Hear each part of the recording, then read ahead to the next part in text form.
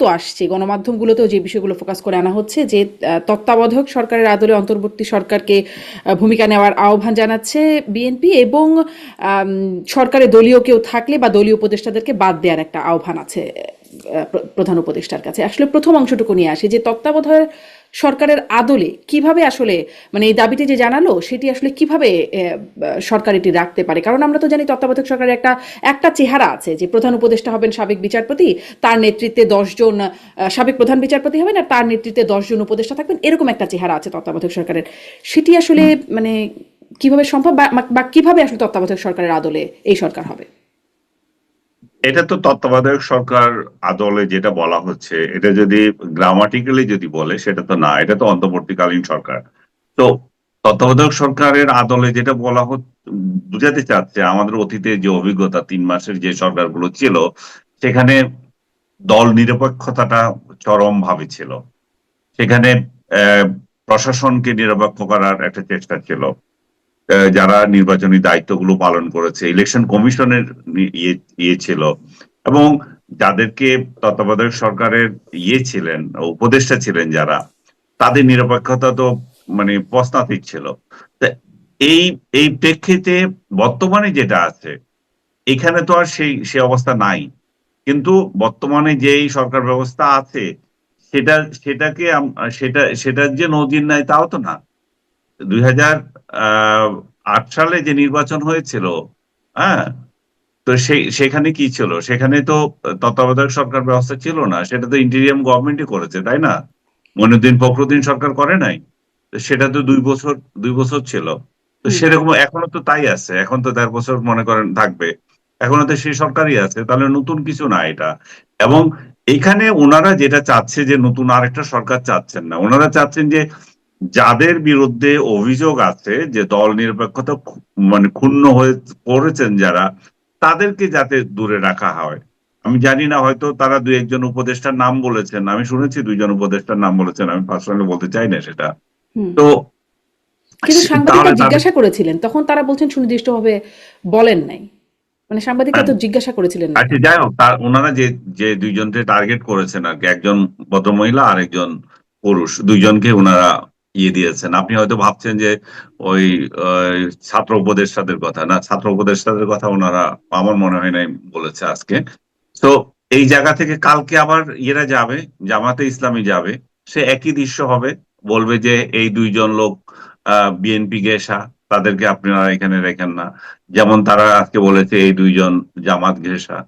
তো এইটাই হচ্ছে বিষয়। আর শুধুমাত্র উপদেষ্টা তো নয়, আবার মাঠ প্রশাসনে যারা কাজ করবে, তারা কিভাবে কাজ করবে? তারা অতীতে নির্বাচনগুলোতে যেভাবে দেখা গিয়েছিল, দল নিরপেক্ষতা হারিয়ে তারা ইভেন রাতের ভোটও করেছে। তো সেরকম লোকগুলো কি থাকবে না এখানে সহি লোকগুলো দেবে? ওই লোকগুলো তো থাকছে না, সেটা তো প্রশ্নই আসে না থাকার। কিন্তু সহি যাদেরকে দেবে, তারাও যাতে আবার একটা দলীয় রূপ না আনে। আরেকটা বিষয় আমি এখানে শুনেছি, আমি কতটুকু সত্যতা আছে জানি না, যে স্কুল পর্যায়ে কিছু কমিটি হয়, আপনার ম্যানেজিং কমিটি হয়। এই কমিটিগুলা এখন তোড়জোড় চলতেছে করার জন্য, এবং বিএনপির তরফ থেকে এগুলো যাতে না করা হয় সেটার একটা বার্তা ছিল, যে আচ্ছা। এই স্কুল কমিটিগুলো মাধ্যমেও কিন্তু অনেক সময় আহ ভোট প্রভাবিত করার বা কেন্দ্র প্রভাবিত করার একটা প্রচেষ্টা থাকতে পারে। হয়তো এই উদ্দেশ্য নিয়ে বলেছে, না অন্য কোন উদ্দেশ্য নিয়ে আমি জানি না। তারা তাহলে এটা আনিস রেজিস্টার আলমগীর একটু আরেকটু স্পষ্ট হই, কারণ একটা জায়গায় আপনি বলছিলেন আমি হয়তো ভাবতে পারি, আসলে এরকম ভাবতেই পারি এবং সবাই আসলে এটা স্বাভাবিকভাবে ভাবতে পারে, কারণ আগেও আসিফ মাহমুদ, মাহফুজ আলম আর হচ্ছে নিরাপত্তা উপদেষ্টা খলিলুর রহমান, তিনজনকে নিয়ে বিএনপি আপত্তি জানিয়েছিল। এবারে যে তাহলে বলছেন কারো কারো কথা যদি বলা হয়ে থাকে তাহলে সেটা এই তিনজনের কেউ না। না, আমি ওই 2 জন অন্য 2 জনের কথা শুনেছি, এটা এই 3 জনের না। আচ্ছা, আর সেটি কি আপনি এখন আপনি যাদের নাম, স্পষ্ট না বলে প্রকাশ করছেন না, মানে আপনি নিশ্চিত না? না যেহেতু এটা অফিসিয়াল না, আমি কেন বলবো? আমার আমি পার্সোনালি তো অনেক কিছু জানতে পারি। আচ্ছা, বাট আচ্ছা। এটুকু আপনাকে তো একটা জেন্ডার বললাম, হুম হুম, হ্যাঁ, এতটুকু অন্তত বলেছেন, একজন নারী এবং একজন পুরুষ।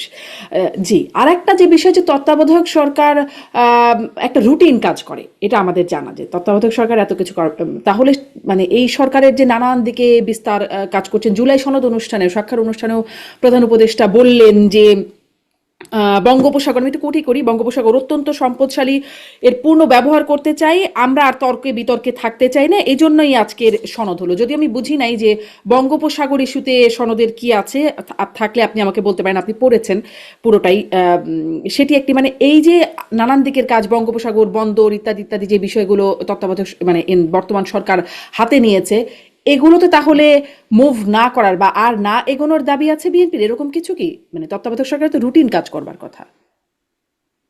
আমার আমার ধারণা যে বিএনপি যদি এটা বলে থাকে, আমি ওয়েলকাম করব। বলেছে কিনা আমি সন্দিহান।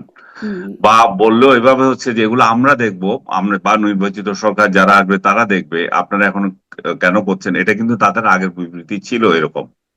বেশ কয়েকজন বিএনপি নেতা এরকম বলেছেন আগে।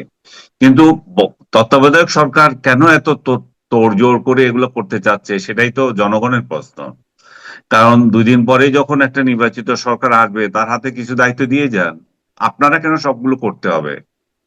আপনার এগুলা তো নির্বাচনের সঙ্গে জড়িত বিষয় না। এগুলো তো সংস্কার বিষয় না। এগুলো তো রাষ্ট্রের অতি গুরুত্বপূর্ণ বিষয়।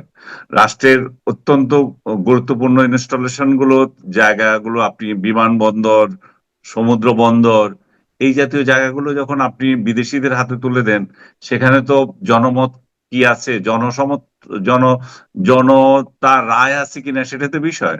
আপনি একটা অনির্বাচিত সরকার, আপনি কেন এত বড় বড় ডিসিশন নেবেন যেটা সার্বভৌমত্বের সঙ্গে জড়িত, সার্বভৌমত্ব হুমকির সম্মুখীন হতে পারে? সেগুলো তো নেওয়ার অধিকার একমাত্র রাখে জনতার রায় নির্বাচিত সরকার, সেটা যেই হোক। তো এই জায়গায় আমি মনে হয় যে, আমার নিজের তরফ থেকে আমি মনে করি যে তত্ত্বাবধায়ক সরকার যদি, বা ইন্টেরিয়াম গভর্নমেন্ট যদি এদিকে আগায়, তাহলে সেটা সেটা খুব ভালো জিনিস হবে না। এবং সেই জায়গায় যদি বর্তমান রাজনৈতিক দলগুলো যারা বিদ্যমান আছে, আওয়ামী লীগ তো মাঠে নাই, জাতীয় পার্টিও অলমোস্ট মাঠ ছাড়া, তারপরে আপনার 14 দল তো জেলেই সবগুলো মনে হয়, তারপরে বাকি যে আছে, 2টা দল আছে বাংলাদেশে সক্রিয় এখন, জামাতে ইসলাম আর বিএনপি। এনসিপি দল আছে, কিন্তু তারা কোন ইস্যুতে কি করছে সেটা নিয়ে তো মানুষ এখনো এখনো ভরসার জায়গা পায়নি। তো ভরসার জায়গায় জনগণের এখন 2টা রাজনৈতিক দল মাঠে আছে। ইনফ্যাক্ট বাংলাদেশে তো 4টা রাজনৈতিক দলে ভরসার জায়গায়, যেটা ভোট মানে কাউন্ট রিসেন্ট যদি আপনি হিসাব করে দেখেন, সে জায়গায় বলে যে আওয়ামী লীগ, বিএনপি, জাতীয় পার্টি আর জামাতে ইসলাম, এই 4টা দলে 80% ভোটের মালিক, বাকি 20%। তা 80%-এর মধ্যে 2টা রাজনৈতিক দলই আপনার এখন সক্রিয়, বিএনপি, জামাত। তো তারা যদি কিছু না বলে, তাহলে তো এই দায় তাদেরকেও নিতে হবে। হুম। জনগণের কাছে তাদেরও জবাবদিহি করতে হবে। বাংলাদেশের বন্দর, বাংলাদেশের এয়ারপোর্ট কিভাবে চলে যাচ্ছে অন্যদের হাতে, এবং কোন অন্তর্বর্তী ইয়েতে সরকার বা যাচ্ছে। তত্ত্বাবধায়ক সরকারের এরকম সরাসরি জবাবদিহিতার জায়গাটা আসলে নাই তো বটেই। আপনি আরো যে দলগুলোর কথা বলছেন, সবগুলো দল নিয়ে ছোট ছোট করে আলোচনা আনতে চাই। বিএনপি যখন যমুনায় গিয়ে এরকম তত্ত্বাবধায়ক সরকারের আদলে বা তত্ত্বাবধায়ক সরকারের ভূমিকায় যাবার কথা বলছে, আওয়ামী লীগের তখন ঢাকা শহর জুড়ে একটা মিছিল, বিভিন্ন এলাকায় ব্যানার নিয়ে নিয়ে মিছিল করছে আওয়ামী লীগ। আমি একটু আওয়ামী লীগ হুম। প্রসঙ্গটা একসাথে একটু কম্প্যাক্ট আকারে আপনার কাছে জানতে চাই, যে বিএনপির এমন দাবির আওয়ামী লীগের কাছে কেমন হতে পারে, আপনার কি ধারণা? এটি একটি। এবং একসাথে আমরা অনেকগুলো দেখলাম যে সম্প্রতি 6টি মানবাধিকার সংস্থা, আন্তর্জাতিক মানবাধিকার সংস্থা প্রধান উপদেষ্টার কাছে একটা চিঠি পাঠিয়েছে, যেখানে আছে যে আওয়ামী লীগের বিরুদ্ধে, মানে আওয়ামী লীগের উপর যে আরোপিত নিষেধাজ্ঞা আছে সেটি প্রত্যাহারের একটা দাবি আছে।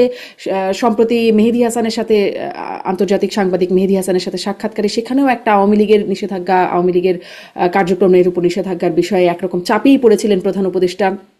তার আগে জাতিসংঘও বলেছিল কোনো দলকে নিষেধ না করতে, বা অন্তর্ভুক্তিমূলক নির্বাচন, সেনাপ্রধানও একসময় বলেছিলেন অন্তর্ভুক্তিমূলক নির্বাচন, এই যে বিষয়গুলো, এই সমস্ত চাপ কি নির্বাচনের আগে একটা মানে আওয়ামী লীগ কেন্দ্রিক কোনো চাপ কি সরকারের উপর, প্রধান উপদেষ্টার উপর পড়বে? এবং বিএনপির এই দাবি আওয়ামী লীগও কিভাবে নেবে? দুটি বিষয় যদি একসাথে বলেন। বিএনপির এই দাবি? বিএনপি যেই দাবিটা বা আহ্বানটা প্রধান উপদেষ্টার কাছে গিয়ে বলল তত্ত্বাবধায়ক সরকার এর আদলে রূপ নেয়া, আর আওয়ামী লীগকেও কিন্তু আমরা এই সময় বলতে শুনছি না যে তত্ত্বাবধায়ক সরকারের অধীনে নির্বাচন হতে হবে, যদিও তারাই তত্ত্বাবধায়ক সরকার বাতিল করে একেবারে মানে যা করলো, তারপরে তারা এখন এই দাবি করছে। বিএনপির দাবির সাথে তাদের এই যে মিল, এটি নিয়ে প্রশ্ন করছিলাম। আর সাথে সাথে মানে আওয়ামী লীগ নিষেধাজ্ঞা, আওয়ামী লীগের উপরে যে নিষেধাজ্ঞা একটা আছে সেটি প্রত্যাহারে যে চাপ, এটির কোনো প্রভাব থাকবে কিনা নির্বাচনের আগে? থাকতেই পারে, কারণ যেহেতু আওয়ামী লীগ সবচেয়ে বড় একটা রাজনৈতিক দল, এখানে অন্যতম একটা রাজনৈতিক দল, এবং তাদের হিউজ ভোটার রয়ে গেছে। আওয়ামী লীগকে আপনি দলগতভাবে নিষিদ্ধ করেছেন বা কার্যক্রম এখন নিষিদ্ধ আছে, কিন্তু ভোটার তো আর নিষিদ্ধ হয়নি। তো সেই ভোটাররা কি অ্যাক্ট করবে, কিভাবে করবে, সেটার উপরে অনেক কিছু নির্ভর করছে। এবং আপনি আন্তর্জাতিক কিছু আহ উদাহরণ দিলেন। তো আন্তর্জাতিক যে সংগঠনগুলো, 6টা মানবাধিকার সংগঠন একযোগে যখন একটা বার্তা দেয়, তখন বুঝতে হবে যে এর নেপথ্যে কিছু আছে। এমনি হঠাৎ করে তারা এরকম দিয়ে দিতে পারে না যে দল বেঁধে কেন একযোগে দেবে। এবং সেই একযোগে দেওয়ার মধ্যে 12 পয়েন্ট তাদের ইয়ে ছিল, এবং তাদের প্রশংসা ছিল। এখানে সরকার যে গুম খুনের যে উদ্যোগ নিয়ে ব্যবস্থা যেটা নিয়েছে, সেটার ইয়ে ছিল বিচার ব্যবস্থা ভালো করুক, সেটার একটা তাগদা আছে।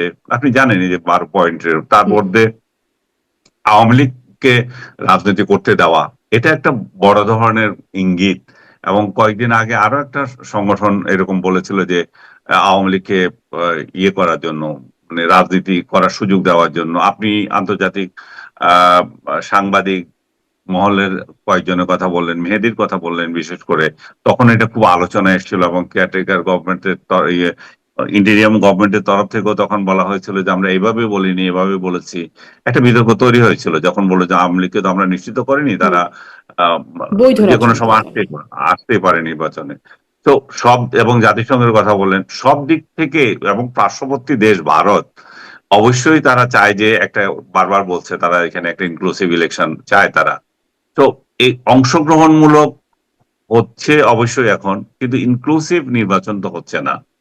অংশগ্রহণমূলক আমি বলতে চাচ্ছি যে তো বহু দল আসছে, কিন্তু ইনক্লুসিভ যে বিষয়টা, এটা তো হচ্ছে না। এখন নন ইনক্লুসিভের দিকে যাচ্ছে। এখন নন ইনক্লুসিভ আওয়ামী লীগ কতটা নিবে, সেটা তাদের আগামী দিনগুলোতে বুঝে যাবে। আপনি আজকে উদাহরণ দিলেন যেটা, যে 35টি জায়গায় তারা ঢাকা শহরে বিক্ষোভ করেছে, ঝটিকা করেছে, এগুলো অনেকটা লুকিয়ে করা। এগুলো যে তারা যে একের প্রকাশ্যে কোনো কিছু করছে তা না। এগুলো হঠাৎ করে আসে, ঝটিকা সফর, ঝটিকা মিছিল, ঝটিকা চলে গেল, এরকম। কিন্তু যেটাই হোক, সেই ঝটিকাও যদি করা হয় 35টা জায়গা থেকে, সেটাও কিন্তু ইনসিগনিফিকেন্ট বিষয়। এটা এটা এটা এটা নয়। এটা এটা এটা হচ্ছে যে, মানে সেই, যেটা আমি বলতে চাচ্ছিলাম যে সেটাও কিন্তু একেবারে আহ মানে আপনি ফেলে দিতে পারেন না হুম। ইলেকশনের আগে। যে ইলেকশনের আগে আগে আরো কি হবে সেটাও আমরা জানি না। কিন্তু আমরা নাগরিক হিসাবে যেটা আগেও বলেছি, আমরা চাচ্ছি যে এমন একটা নির্বাচন, ফেব্রুয়ারি যে নির্বাচনটা হবে, সেটা যদি ইনক্লুসিভ হয় তাহলে ভালো। আর নন ইনক্লুসিভ যদি উনি করতে করতে চান, সেই জায়গায়ও যদি শান্তিপূর্ণভাবে করতে পারেন, ভালো। এবং সবচেয়ে ভালো হয় যে রাজনৈতিক দলগুলো সবার সাথে সমঝোতা করা। এর মধ্যে আমি যদি মনে করি যে আওয়ামী লীগের সাথেও যদি কোনো সমঝোতা করার দরকার হয়, করতে পারে। যে নির্বাচনটা যাতে শান্তিপূর্ণ হয়, এখানে যাতে একটা নির্বাচিত সরকার প্রতিষ্ঠিত হয়, এবং আওয়ামী লীগ নিজেও এটা ডিসিশন নিতে পারে যে যে তারা কি ইলেকশন করতে দেবে কি দেবে না। আমি মনে করি যে তাদের ইলেকশন করতে দেওয়া উচিত, কারণ একটা নির্বাচিত সরকার যদি দেশে আসে, ইলেকশন করতে না বর্তমান, দেওয়ার মতো সক্ষমতা কি আওয়ামী লীগ রাখে এখন? আমি মনে করি যে যখন একটা রাজনৈতিক দল চোরাগুপ্ত অবস্থায় চলে যায়, যখন আপনি তাকে প্রকাশ্য রাজনীতি করতে দিচ্ছেন না, এবং তার যে হাজার হাজার সমর্থক এই দেশে রয়ে গেছে, তো তারা তো অবশ্যই সেটা করতে পারে। পারে না সেটা কিভাবে বলেন? নাশকতা করার মতো অবস্থা তো যে কোনো সময় করতে পারে। এবং নাশকতা যে 2-4টা হচ্ছে, সেটা থেকে সরকার প্রিভেন্ট করার মতো খুব একটা সক্ষমতা দেখিয়েছে? আমরা তো দেখি নাই যে সরকার খুব একটা দেখেছে। সরকার 2-4 জন আওয়ামী লীগের নেতা কর্মীদেরকে গ্রেপ্তার করছে ওইখান থেকে, তাদের বিরুদ্ধে যে নাশকতার অভিযোগ আছে সেটাও তো না, আপনি সেটা তো প্রমাণিত না। কিন্তু যেখানে যেখানে নাশকতা হচ্ছে, মনে করেন এয়ারপোর্টে হলো বা আরো কোথাও হলো নাশকতা, কিন্তু আমি বলবো না, লক্ষণগুলো তো সেরকমই। তো সেই জায়গায় তো সরকার আবিষ্কার করতে পারে নাই কখনো যে এটা নাশকতা হয়েছে বা এরা জড়িত ছিল। সেটা তো না। তার মানে কি হচ্ছে, সরকার, এটা আমি আরো একবার বলেছিলাম, সরকার আমাদের যে এয়ারপোর্টে যেরকম নিরাপত্তা দিতে পারছে না, এটা কেপিআই এলাকা, তেমনি টেম্পো স্ট্যান্ডে যে চাঁদাবাজি হচ্ছে সেটার নিরাপত্তা দিতে পারছে না। তো এমন একটা সরকার, এমন একটা নাজুক আইন শৃঙ্খলা রক্ষাকারী বাহিনীকে নিয়ে আপনি যখন একটা নির্বাচন করতে যাবেন, তো সেইখানে তো স্টেক হোল্ডার যারা আছে তাদেরও যেমন সহযোগিতা দরকার, তেমনি তেমনি ডিস্টার্ব করতে পারবে যেমন যে যে যে গোষ্ঠী, তাদের সাথেও একটা পরামর্শ করলে অসুবিধা কোথায়? তার মানে আনিস আলমগীর যে ইনক্লুসিভ হোক, মানে আওয়ামী লীগকে নির্বাচনে আসুক আওয়ামী লীগ বা না আসুক, আওয়ামী লীগ নির্বাচনে একটা ফ্যাক্টর হয়ে দাঁড়াবে। এটা নিঃসন্দেহে আওয়ামী লীগ নিঃসন্দেহে। নির্বাচনে একটা ফ্যাক্টর অবশ্যই, কারণ তারা ডিস্টার্ব করার ক্ষমতা রাখে। জি, ক্ষমতা রাখে। আসি এবার একটু এনসিপি এবং জামাত প্রসঙ্গে। একরকম দুই দল একটা বাহাসের জায়গায় চলে আসছে। এনসিপি জামাতকে বলছে একটা, মানে রাজনৈতিক প্রতারণা করছে জামাত, পিআর এর আন্দোলন, এটা জামাতের সুচিন্তিত রাজনৈতিক প্রতারণা বলছে এনসিপি। আবার জামাত বলছে যে বাপের, মানে নিজেদেরকে বাপ হিসেবে আখ্যায়িত করছে, যে জন্ম নিয়ে বাপের সাথে পাল্লা দিও না, এরকম কথা বলছেন জামাতের সেক্রেটারি জেনারেল। এই একটা অবস্থা। কিন্তু আহ, আমার প্রশ্নটা হচ্ছে যে আমরা তো শুরু থেকেই জামাত এনসিপিকে একই টোনে কথা বলতে দেখেছিলাম। ধরেন সংস্কার, বিচার, এইরকম দাবিগুলো তারা একই রকম, সব দিক থেকে একই রকম টোন। এখন আসলে হুম। টোন ভিন্ন হয়ে এমন অবস্থায় গেল কেন যে একদল আরেক দলকে প্রতারক বলছে, আর একদল আরেক দলের বাপ হিসেবে নিজেদেরকে দাবি করছে? আমার ধারণা তারা যে ওই সনদে স্বাক্ষর করবে না, এরকম একটা সুর দেখেছিল জামাতের, যে আমাদের এই এই দাবি না হলে, আমাদের পিআর দাবি না হলে, তারপরে এটা ইমপ্লিমেন্ট করার একটা অঙ্গীকার না থাকলে, কি বলে আইনগত ভিত্তি না দিলে, যে সমস্ত কথাবার্তা সুর তুলেছিল, এই এনসিপি সেই সুরে মাতোয়ারা ছিল। এবং সে তারা যখন দেখলো যে জামাত এই সুর বদল করে অংশ নিয়েছে এবং স্বাক্ষর করে ফেলেছে, ডক্টর ইউনূসের সাথে হাত মিলিয়েছে, হুম। এবং বিএনপির সাথেও একসঙ্গে তারা বসে এই স্বাক্ষর করেছে, এনসিপি তখন যেতে পারে নাই, এটা তাদেরকে কোনো না কোনো ভাবে আহত করেছে। এটা একটা বিষয়। দ্বিতীয়ত হচ্ছে এনসিপি, আমি নিজে মনে করি আমার অবজারভেশনে এনসিপির মধ্যে জামাত ঘেঁষা লোক অনেক বেশি, এবং তারা একই সঙ্গে দুইটা ট্যাগ পাচ্ছে। একটা হচ্ছে এটা কিংস পার্টি, এটা হুম। ডক্টর ইউনূসের আশীর্বাদ পুষ্ট। আবার একই সঙ্গে তারা আরেকটা ইয়ে পাচ্ছে, এটা এটা জামাতের বি টিম। জামাতের বি টিম বলা হচ্ছে, জামাত মার্কা যে আরো কয়েকটা রাজনৈতিক দল আছে, বিশেষ করে আপনার এবি পার্টির কথা বলা হয়। তো এটা এবি পার্টিও যদি একটা জামাতের বি টিম সি টিম একটা হয়ে থাকে, এটাকেও বলা হচ্ছে সেরকম একটা দল।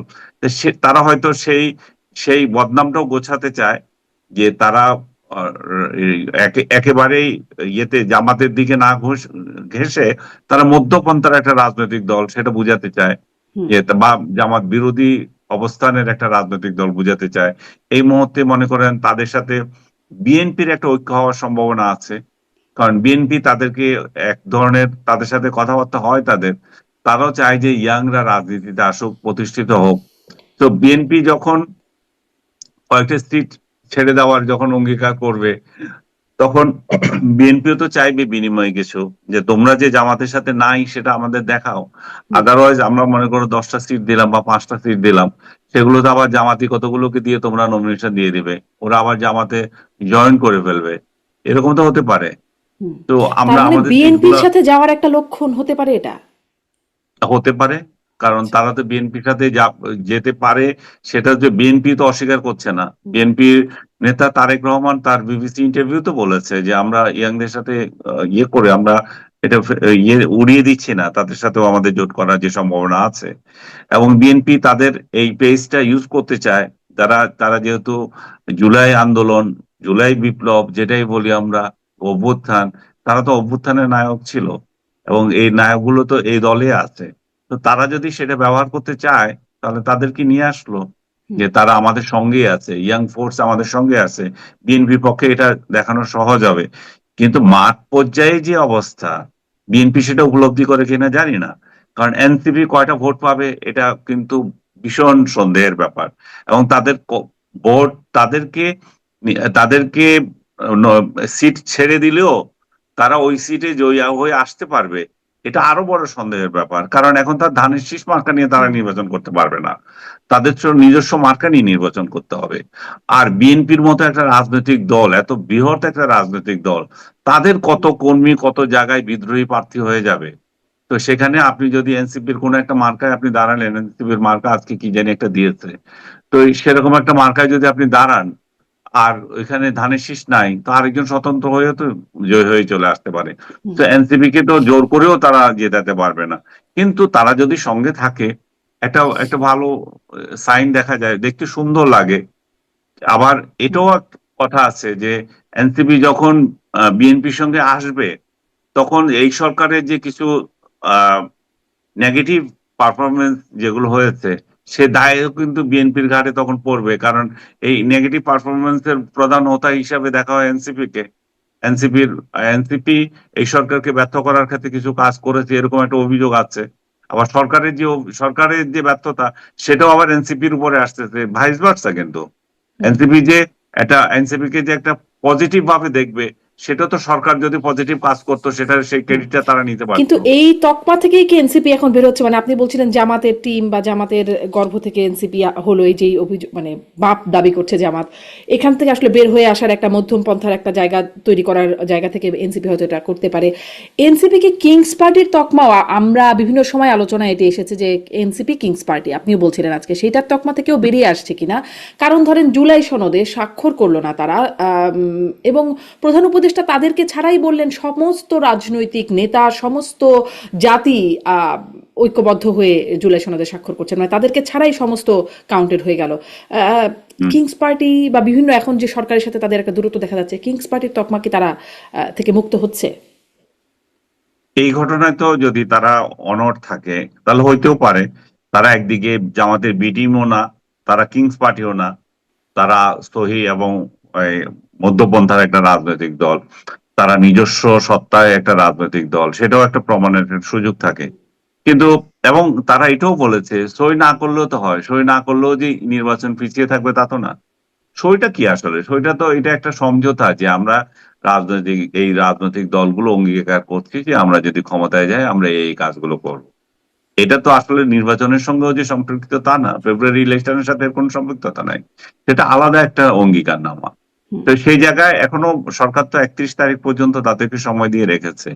31 তারিখের মধ্যে যদি হয় তাহলে ভালো, তাহলে সবাই আমাদের আমাদের কাছে ভালো লাগবে যে সব রাজনৈতিক দলগুলো, বিশেষ করে আওয়ামী লীগ ছাড়া বা 14 দল ছাড়া, জাতীয় পার্টি ছাড়া, যে কয়টা রাজনৈতিক দলকে ডেকেছিল আর কি, সে কয়টা রাজনৈতিক দল এখন ইয়ে করছে। যদিও সংখ্যার বিচারে আপনি যদি মনে করেন 52 কি 55টা একটা দল ছিল, সে 56টা জায়গায় ইলেকশন কমিশনের মানে তালিকা দেখে সর্বশেষ দেখা যায়। অনুযায়ী। হুম, হ্যাঁ। তো সেই জায়গায় 56টার মধ্যে আপনি যদি 25টাও হয়, এনসিপি যদি যায় মনে করেন 26টা হবে বড় জোর, তার মানে তাও তো সংখ্যার বিচারেও এটা ইয়ে না, হুম, অর্ধেকেরও বেশি না, কম। হুম, অর্ধেকেরও কম। আর সমর্থনের বিচারে তো অবশ্যই আরো কম, কারণ জাতীয় পার্টি এবং 14 দল এবং আওয়ামী লীগের ভোটার সংখ্যা তো একেবারে ফেলনা না। হুম। আচ্ছা, মানে তাহলে ওই যে বলছিলেন যে কিংস পার্টি থেকে সরতেও পারে, এই সরাটা আসলে কে সরছে? মানে কিংস পার্টি থেকে পার্টি নিজে সরে যাচ্ছে, নাকি কিংই সরিয়ে দিচ্ছে আর কি তার পার্টিকে? কি হচ্ছে আসলে সমীকরণটা? আমি জানি না, তবে কিং তাদেরকে একেবারে রাস্তায় ফেলে দেবে সেটাও আমি বিশ্বাস করি না। কিং হয়তো কোনো নেগোসিয়েশনে হয়তো ইয়ে হচ্ছে, কিং যে চায় না বিএনপির সাথে, হয়তো বিএনপি চায়, হয়তো বিএনপিকে হয়তো বিএনপির সাথে যাক, এই ধরনের একটা ইঙ্গিত থাকতেও পারে। তবে তাদের মান অভিমান তো অবশ্যই আছে। বিশেষ করে হাসনাত আব্দুল্লাহ একটা পোস্ট করেছে কয়দিন আগে, আমি দেখলাম দুইটা ছবি দিয়ে, যে ডক্টর ইউনূস তাদেরকে ঘিরে রেখেছে যখন ক্ষমতা নিচ্ছে তখন, হুম, যে বক্তৃতা দিচ্ছে, সম্ভবত এয়ারপোর্টের ছবি ওটা। হুম, আর ওই যে স্বাক্ষর করছে তার পাশে তখন কে, বিএনপি, জামাত, আদার্স, এরা নাই। এটা দুইটা দৃশ্যের যদি তুলনা হয়, তাহলে তো নিশ্চয়ই তাদের মনোবেদনার বিষয়টা এখানে প্রকাশ পায়। হুম। আবার এদিকে মানে ওই যে প্রতারণার অভিযোগের কথা বলছেন, যেটা নাহিদ ইসলাম বলছেন জামাত সুচিন্তিত রাজনৈতিক প্রতারণা করছেন, কিন্তু আমি একটা অনুষ্ঠানে দেখছিলাম যে ইসলামী আন্দোলন বাংলাদেশের প্রেসিডিয়াম সদস্য আশরাফ আলী হুম। আকন্দ, তিনি বলছেন যে পিআর সহ 5 দফা দাবিতে যে আন্দোলন, সেই কর্মসূচি ঠিক করা হয়েছিল নাহিদের বাসায়, এবং তারই আসলে এই কর্মসূচির আহ্বায়ক হবার কথা ছিল, কিন্তু পরবর্তী দেখা গেছে যে সেটি আসলে হয় নাই। তাহলে আসলে প্রতারণাটা কে করছে, কেন করছে, করে কে কি লাভ হাসিল করতে চাইছে, আর কি লাভ কার হচ্ছে? এগুলো তো তাদের একান্ত অভ্যন্তরীণ ব্যাপার, এগুলো তো আমাদের নাক গলানোরও বা মন্তব্য করার সুযোগ নয়। তারা নিজেরা জানে কে কি কাকে প্রতারণা করছে, কে কার সাথে কি অঙ্গীকার নামায় গিয়েছিল। আমরা আপাত দৃষ্টিতে যেটা মনে হচ্ছে সেটাই বলছি, সেটা হচ্ছে যে তারা এদিকে ছিল, আর এদিকে যেতে চায়, এবং তারা একটা ইঙ্গিত পেয়েছিল জামাত সই করবে না, তারা জামাত সই করেছে, স্বাভাবিকভাবে এটা তাদের গায়ে লেগেছে। সেই সমস্ত বিষয়গুলো আমরা বলতে পারি, কিন্তু কে কাকে প্রতারণা করছে এগুলো তারা বিশ্লেষণ করুক। তারা তো জামাত আজকে তো 2 দিন আজকে বললো যে বাবাকে এরকম করো না, বাবা কি জানি আপনি যে রেফারেন্সটা দিলেন, হুম হুম এটা বোধহয় সেক্রেটারি সাহেব তাদের বলেছিলেন। তারপরে আপনার জয়েন্ট সেক্রেটারি আবার বলছে যে এটা শিষ্টাচার বহির্ভূত ভাবে মানে এই জামাতকে আক্রমণ করছে এনসিপি। হুম। সেটাও এনসিপি তারা আবার বলেছে যে জামাত অধ্যত্বপূর্ণ আচরণ করছে, অসৎ আচরণ করছে। হম, হুম হ্যাঁ ওইটাই বলছি, তারা পরস্পরের বিরুদ্ধে আহ বাকযুদ্ধ করছে, এবং সেটা কয়দিন থাকে কে জানে, 2 দিন পরে আবার হয়তো চেঞ্জ হয়ে যেতে পারে। হুম এদের তো কোনো ইয়ে নাই, কোনো আগামাথা নাই, কে কখন কার প্রীতি হচ্ছে। এই যে জাতীয় ইয়ে বিএনপির বিরুদ্ধে বলেছে না কদিন আগে এনসিপি, এনসিপি তো বিএনপির বিরুদ্ধে বলেছে, সালাউদ্দিন সাহেবের বিরুদ্ধে বলেছে। তো এখন বলছে না। এখন আমি যেটা ধারণা করছি, আমি সত্য না হতে পারে, আমি ধারণা করছি এনসিপি বিএনপির সাথে একটা হুম। গঠবন্ধন বা এটা জোটবদ্ধ হওয়ার চেষ্টা আছে, জোট। এবং হয়তো তাদের কাঙ্ক্ষিত আসনগুলো দিলে তারা হয়তো ইলেকশন করবে। আর যদি নাও করে, বিএনপি একটা রাজনৈতিক দল হিসেবে আগামীতে ক্ষমতায় আসার সম্ভাবনা দাঁড়াচ্ছে। হুম তো যে এই রাজনৈতিক দলটা ক্ষমতায় যাচ্ছে, তাদেরই একটা সহযোগী ছিল তারা, সেটাও তো আগামীতে প্রতিফলিত হতে পারে। হুম যে কথাগুলো বারবার বলা হয় যে সেফ এক্সিট পাবে কিনা, সেফ এক্সিট যেমন এনসিপি যেমন বলছে ক্যাটেগর সরকার যে ইন্টেরিয়াম গভর্নমেন্টের উপদেষ্টাদেরকে, ইন্টেরিয়ামের উপদেষ্টারা তো বলছে তাদেরকে ইঙ্গিত করে কার সেফ এক্সিট দরকার হয়। তো এখানে যদি এনসিপি যদি সেফ এক্সিটের দরকার হয়, সেই জায়গায় যদি ক্ষমতাসীন রাজনৈতিক দলের সঙ্গে তারা থাকেই, তাহলে সেই জায়গায়ও তো তাদের এক্সিটের সুবিধা হবে। হুম। মানে ভোটকে ঘিরে এবং সামনে ক্ষমতাকে ঘিরে সামনে আসলে রাইট। কথায় বার্তায় অনেক সমীকরণ পরিবর্তন হবে। নির্বাচনে আর একটা স্টেক রাখবে হচ্ছে সেনাবাহিনী। তাদের উপর একটা দায়িত্ব থাকবে, কিন্তু সেনাবাহিনীর মধ্যেও একটা এখন চাপ বা অসন্তুষ্টি অস্বস্তি আছে কিনা। কারণ সেনা হেফাজতে আছেন 15 জন বর্তমান এবং বর্তমান সেনা কর্মকর্তা আছেন। তাদেরকে আগামীকাল 22শে অক্টোবর, মানে আসলে আগামীকাল আমরা যখন কথা বলছি 21শে অক্টোবর রাতে, বুধবার। 22শে অক্টোবর হয়তো হয়ে গেছে, হ্যাঁ। তো 22শে অক্টোবর তাদেরকে আদালতে হাজির হওয়ার শেষ আর কি, বা হাজির করার সময়সীমা শেষ হচ্ছে। আহ, এই অস্বস্তি বা এই চাপ, এইটি নির্বাচনের উপর প্রভাব ফেলবে কিনা এক, এবং আপনার কি মনে হয় এটি আসলে কোন দিকে নেবে এই ঘটনা? কারণ এর আগেও একদিন কথা হচ্ছিল যে সেনাবাহিনী এটি নিয়ে একটা একটা তো অস্বস্তি আছে বটেই। হ্যাঁ, অস্বস্তি তো আছে, সেটা প্রকাশ পাচ্ছেই। আর ভালো দিক যে তারা আহ, সরকার বা এই যে আদালতকে সম্মান করে আবার তো যাচ্ছে, আপনার আদালতও হাজির হচ্ছে। তারা এখন তাদেরকে অ্যারেস্ট করা হয়েছে কিনা সেটা এখনো ক্লিয়ার না, হুম। কিন্তু তারা আদালতে তো যাচ্ছে। এখনো হাজির হচ্ছে, কি নিশ্চিত হয়ে গেছে যে হাজির হচ্ছে? মানে এটা তো হ্যাঁ, 22শে অক্টোবর হাজির। আদালত, হ্যাঁ এটা আমি আদালত পাড়ার একজন আহ আচ্ছা। সূত্র থেকে পেয়েছি যে তাদেরকে হাজির করা হচ্ছে। তো জানি না, আমরা যখন কথা বলছি তখন তো হাজির হয় নাই, কিন্তু আমাকে নিশ্চিত করে বলছে যে তাদেরকে হাজির করা হচ্ছে। তাদেরকে হয়তো জামিনও দিয়ে দেবে, কিন্তু বিষয়টা নির্ভর করছে যে জামিনের পরে তারা কোথায় থাকবে, তারা কি ক্যান্টনমেন্টে থাকবে না ওই অন্য জেলে যাবে। এখানে আরেকটা জিনিস বলি, যে তাদের যে সার্ভিং পার্সোনাল সবগুলোই, এবং আহ, তাদের ক্ষেত্রে যেটা হচ্ছে, যে একই ঘটনা কিন্তু জিয়াউল হকের ব্যাপারও একইটাই। জিয়াও কিন্তু সার্ভিসে থাকা অবস্থায় তাকে গ্রেপ্তার করা হয়েছে। এখন আরেকটা তাদের মধ্য থেকেও হয়তো প্রশ্ন আসতে পারে, তাহলে দুই ধরনের ট্রিটমেন্ট দেওয়া হবে কেন? জিয়াউল হক যে আছে, জিয়াউল হক না জিয়াউর রহমান, না, যে আম, সাবেক ডিজিএফআই চিফ যিনি ছিলেন। হুম। না ডিজিএফআই চিফ না, ওই যে এমটিএসসি নাকি যে ইয়ে এনটিএমসি, ছিল, এনটিএমসি, হ্যাঁ হ্যাঁ হ্যাঁ। এমটিএসসি, জিয়াউল আহসান। হ্যাঁ জিয়াউল আহসান। তো জিয়াউল আহসানের কথা ওইখানে আসছে, তাহলে উনাকেও তো সার্ভিসে থাকা অবস্থায় গ্রেপ্তার করা হয়েছে, তো তাকে তো জেলে নেওয়া হয়েছিল। তাহলে উনাদের এই যে বাকি যাদেরকে এখন অভিযুক্ত করা হয়েছে তারাও কি জেলে যাবেন, না তারাও ইয়ে আবার সেনা হেফাজতে থাকবে? না সেনা হেফাজতে যদি তারা থেকে তাহলে জিয়াউল হক, জিয়াউল হাসান কেন নয়? এটাও একটা প্রশ্ন সাধারণ মানুষ করছে।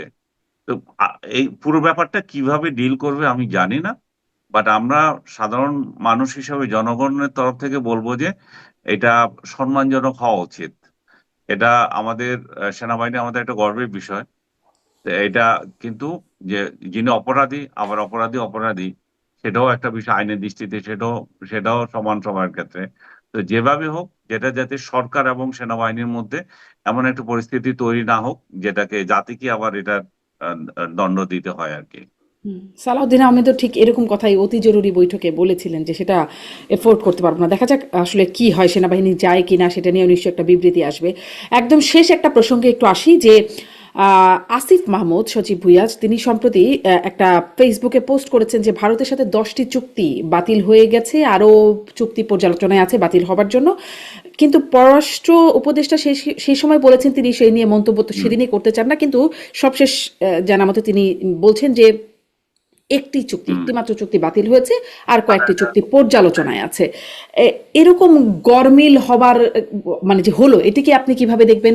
আরও প্রধান উপদেষ্টা সেদিন জুলাই সনদ স্বাক্ষর অনুষ্ঠানে বললেন যে সারা বিশ্ব থেকে অবাক বিস্ময়ে নাকি আমাদের দিকে তাকিয়ে আছে, আমাদের দিকে দরখাস্ত আসছে, মানে বাংলাদেশের কাছে দরখাস্ত আসছে যে তরুণ পাঠান, 26-এ হাত জোর করে তারা বলবে আমাদের দেশে তরুণ পাঠান। এই একটা অবস্থা, সেটা প্রধান উপদেষ্টা বলছেন জুলাই সনদ স্বাক্ষর অনুষ্ঠানে। অন্যদিকে তার কিছুদিন আগে পররাষ্ট্র উপদেষ্টা বলছেন বাংলাদেশিদের জন্য ভিসা প্রক্রিয়া, ভিসা পদ্ধতি জটিল হচ্ছে এবং এর জন্য আমাদের রেপুটেশনে আসলে দায়ী শিক্ষার্থী এবং যারা কাজ করতে বাইরে যাচ্ছেন তাদের জন্য এটি জটিল হচ্ছে। মানে একটু গোলমেলে বা গরমিল দেখেন কিনা, নাকি আসলে ঠিকঠাকই? আমিও তো গোলমাল গোলমাল পাকায় ফেলছি আপনার এতগুলো প্রশ্নে। প্রশ্নেই গোলমাল পাকিয়ে যাচ্ছে। মানে দুইজনের দুই রকম বক্তব্য আসছে কিনা, যদি একটা একটা করে আসি, আসিফ একটা মাহমুদ আর একটা পররাষ্ট্র একটা করে উপদেষ্টা। বলি, আসিফ মাহমুদের কথাটাই বলি, তাহলে একটা একটা বলেন আমাকে তখন। আসিফ মাহমুদের এটা তো কমপ্লিট একটা বোকামি ধরনের কথাবার্তা, যে এতটা ইয়ে বাতিল হয়ে গেছে। আবার সে বাতিলের তালিকা এমন এমন নাম দিয়েছে যেগুলো অরিজিনাল প্রকল্পও নেই, বা প্রকল্প থাকলেও সেটা ভিন্ন নামে আছে। তো তহিদ সাহেব আজকে যেটা বলেছেন সেটা হচ্ছে যে আসিফ যে ইয়েটা দিয়েছেন, বিবৃতিটা দিয়েছেন, সেটা আসলে বিবৃতি না, এদের একটা স্ট্যাটাস দিয়েছেন, হুম। সেটা আসলে উনি অন্য জায়গা থেকে শেয়ার করে দিয়েছেন, এটা আরেকজনের। তো যেটা আরেকজনের হলো, আপনি যখন দেন তখন তো এটা অফিসিয়াল হয়ে যায়। এইটুকু কমন সেন্স আমাদের উপদেষ্টাদের থাকা উচিত, সেটা তো আমাদের বলাটাও একটা অশোভনীয় দেখায়। তো সেই জায়গায় একটাকে বলেছে যে একটা মাত্র ইয়ে আহ, চুক্তি। বাতিল করেছি আমরা চুক্তি, সেটা হচ্ছে যে একটা ওই যে জাহাজ টানা বিষয়ে, যে আপনার জাহাজ সমুদ্রে নদীতে বা যেখানে হয়, যে জাহাজ যখন একটু অকেজো হয়ে যায়, সেগুলোকে টানার জন্য এক ধরনের বাহন আছে আর কি। ওই বাহন টানার জন্য তারা ইয়ে দিয়েছিল, যে যে ইয়ের সাথে একটা চুক্তি হয়েছে ইন্ডিয়ার সাথে, সেই চুক্তিটা হবে না। এইটুকুই শুধু কথা ছিল। হুম। আর বাকি যেগুলো যতগুলোই এখানে এসছে, আমি মনে করি যে এগুলা আহ, আপনার ইয়েটা বেশি বোঝা যায় আর কি, যে উপদেষ্টা যে বলেছেন যে এটা উপদেষ্টার একটা দায়িত্বহীনতার মধ্যে পড়ে। আমি যে কথাটা বলতে চাচ্ছিলাম যে হুম। ভারতীয় কোম্পানি জিআরএসির সঙ্গে একটা টাগবোট চুক্তি, টাগবোট যেটা বলছিলাম, আমি যে বর্ণনা করছিলাম যে যে যেটা অন্য জাহাজকে টেনে নেয় যে সমস্ত জাহাজ, এটা শুধু বাতিল হয়েছে। আর বাকি যে চুক্তিগুলো আছে, বিশেষ করে গঙ্গা চুক্তি মনে করেন, সেটা আমরা কিভাবে ইয়ে করব? আদানি চুক্তিটা পর্যালোচনাতে আছে এখনো, সেটা আবার হাইকোর্টের পুনর্নির্দেশ দিচ্ছে মানে কি, এটা আদানি চুক্তি করতেই হবে। কারণ এমন অবস্থা যে এটা চুক্তি না থাকলে আমাদের বিদ্যুতেরও কাহিল অবস্থা হয়ে যাবে। সরকার নিজে বাধ্য হবে যেটা করার জন্য এটা এমন। এবং আদানি চুক্তির মধ্যে সরকার নানা এর শুরুতে আমরা দেখেছি যে এটা অনেক অনিয়ম হয়েছে, হেন হয়েছে, তেন হয়েছে, পরবর্তীতে তারা সেটা আবার আবিষ্কারও করতে পারে নাই। এবং সবচেয়ে যেটা খারাপ যে জিনিসটা হচ্ছে যে এই চুক্তি বাতিল করেছে, এই গোলামী চুক্তি সরকার দীর্ঘদিন থেকে বলে আসছিল গোলামী চুক্তি। তো গোলামী চুক্তি হলে যে কোনটা গোলামী চুক্তি আজকে 14 মাসেও তারা বের করতে পারলো না। তো গোলামী চুক্তিগুলো তো আমরা আসলে চাই না গোলামী চুক্তিগুলো থাকুক, সেগুলো বাতিল করে দিক।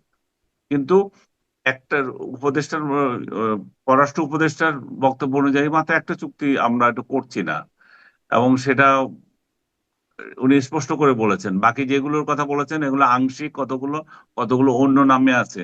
তাহলে একজন উপদেষ্টা এত অতি উৎসাহ নিয়ে এগুলো বলার মানে হচ্ছে যে আমাদের আসলে দুই প্রতিবেশীর সম্পর্ক নষ্ট করা, বা দুই, এবং এটা এটা ভারত বিরোধিতার একটা, বা ইয়ে ভাব তোলা আর কি। এন্টি ইন্ডিয়ান একটা সেন্টিমেন্ট আমাদের এখানে দীর্ঘদিন থেকে আছে, সেই সেন্টিমেন্টে একটা হাওয়া দেওয়া। সেই সেন্টিমেন্টে সাধারণ লোকেরা দিতে পারে, রাজনৈতিক লোকেরা দিতে পারে তাদের হুম। ভোটের স্বার্থে, কিন্তু সরকার থেকে যখন হাওয়া দেওয়া হয় সেটা অশোভনীয় দেখায়, এবং সেটা কিন্তু রাষ্ট্রের মধ্যে রাষ্ট্রের সম্পর্ক নষ্ট করে। আমরা আমরা ভারতের সঙ্গে আমাদের নতজানু সম্পর্ক দেখতে চাই না। আবার আমরা ভারতের বিরুদ্ধে উস্কানিমূলক কিছুও দেখতে চাই না। আমরা প্রতিবেশী হিসাবে তাদের সাথে একটা স্বাভাবিক সম্পর্ক চাই, এবং সেই স্বাভাবিক সম্পর্ক করার ক্ষেত্রে সরকার অনেক ক্ষেত্রে সরকারের কিছু হুম। কার্যক্রম একটা অন্তরায় হয়ে যায়। আমি ফরেন মিনিস্ট্রিকে থ্যাঙ্কস দেব, তারা এমন কোনো কিছু কাজ করে নাই যেটা নিয়ে আহ, বাংলাদেশ বিতর্কিত হতে পারে। হুম। হয়তো মানে এই দুই এক চারটা। একজনের এক এক কথাকে আপনি একটু অশোভনীয় বলছেন। আর ওটিকেও মানে আরেকটির কথাও যেটি আমি আনছিলাম সেটিকে এবার একটু আলাদা করে বলি। এটিও কি একটু ওরকম দাঁড়াচ্ছে নাকি আসলে আমি মানে আপনার কাছে ব্যাখ্যাটা কেমন সেটি জানতে চাই। প্রধান উপদেষ্টা জুলাই সনদ স্বাক্ষর অনুষ্ঠানে বললেন না যে সারা বিশ্ব দরখাস্ত করছে যে বাংলাদেশ থেকে তরুণ পাঠাও, আমাদের তরুণ ছাড়া তাদের চলছে না, বা 2026 সালে হাত জোর করে বলবে তরুণ পাঠাও, এরকম একটা অবস্থা। অন্যদিকে পররাষ্ট্র উপদেষ্টা কিছুদিন আগে বলেছেন যে বাংলাদেশিদের জন্য ভিসা প্রক্রিয়া জটিল হচ্ছে, সেটি শিক্ষার্থীদের জন্য এবং যারা কাজ করতে দেশের বাইরে যেতে চাচ্ছেন তাদের জন্য, এবং এর জন্য আমরাই জানি আমাদের রেপুটেশন দায়ী, এটি তিনি বলছিলেন। এর জন্য তিনিও উদ্বেগ প্রকাশ করছেন। আম, এইটা আসলে আপনার কাছে কেমন মনে হলো? একই টোনে কি বলছেন নাকি টোন ডিফারেন্ট মনে হচ্ছে? টোন ডিফারেন্ট মনে হচ্ছে, এবং তহিদ সাহেব যেটা বলেছেন সেটা তো প্রমাণিত। এটা তো উনার বলার কি আছে, আমি তো দেখতেছি এই সাউথ এশিয়ার দেশগুলোর মধ্যে তো আমাদের ভিসা শুধু এখন মালদ্বীপ দিচ্ছে, অন্য কেউ আমাদেরকে ভিসা দিচ্ছে না। অন্য অন্য ভিসা দিচ্ছে না মানে আমাদের ফ্রি অ্যাক্সেস নেই। সো আমাদের ভিসার মান 106টা দেশের মধ্যে যদি 100 নাম্বার হয়, তাহলে এটার মান কোথায় গেছে আমরা বুঝতে পারি না। মিডল ইস্টে অনেক দেশে ভ্রমণ করা যাচ্ছে না। আমি ও, আমার দীর্ঘদিনের ইচ্ছা ছিল যে একটা দুবাই যাওয়ার একটা কাজ ছিল। তো ও বলছে ভিসাই নাই, কোথা থেকে যাবেন আপনি? এবং আমাকে বললো যে, আমাকে পরামর্শ দিল যে আপনি ট্রানজিট নেওয়ার সময় কদিন থাকতে পারবেন। তো আমি দুবাই যাওয়ার জন্য অন্য একটা দেশে যেতে হবে। তো এরকম একটা পরিস্থিতি তৈরি হয়েছে। তো বাংলাদেশের ভিসার মান তো ঠিক নেই, এবং ডক্টর ইউনূস যদি দেখে থাকেন, উনি তো সবসময় স্বপ্ন দেখেন। অনেক স্বপ্ন উনি যেভাবে দেখেন, এটাও দেখেছেন যে আমাদের থেকে লোক আর হাত জোর করে আমাদের ইয়ে নিবে, বিশ্ব অবাক হয়ে যাবে। এই যে আমরা যে একটা চুক্তি করেছি, তো কই কোন বিশ্ব অবাক হয়ে গেল, মানে এমন একটা চুক্তি যে করেছি আমরা, সনদ ওই যে সই করেছি, এটা কি এমন হয়ে গেছে, এটা বিশ্ব তাকিয়ে থাকার মতো। যারা সনদ দিয়ে সই করেছেন তাদের এগুলো জাদুঘরে থাকবে। থাক জাদুঘরে, আমি জানি না ইতিহাসে এটা কোথায় স্থান পাবে, কিন্তু উনি এটা জাদুঘরে দিতে চাচ্ছেন। বাংলাদেশের ইতিহাসে কি এই ধরনের কোন আহ, ইয়ে ইতিহাসে স্থান পাবে কিনা মানুষ তো সন্দেহ করে। এই জন্যই করে, আমরা এই কিছুক্ষণ আগে আলাপ করলাম যে কত পার্সেন্ট লোক এটার সঙ্গে ছিল। যেটা কত পার্সেন্ট লোক, যে যার সংখ্যাগরিষ্ঠ মানুষের মনের আকাঙ্ক্ষা পূরণ করে না, সেটা জাদুঘরে মানে কা- রেখেও কয়দিন রাখবে? মানুষ তো মানুষ তো এটাকে মানুষের হৃদয় থেকে তো চাইতে হবে যে আমরা এই জিনিসটা রাখবো, আমরা হৃদয়ে ধারণ করি। জাদুঘরে দেখিও কি, মানুষের হৃদয়ে তো থাকতে হবে সবার আগে, হৃদয়ে তো থাকবে না। জাদুঘর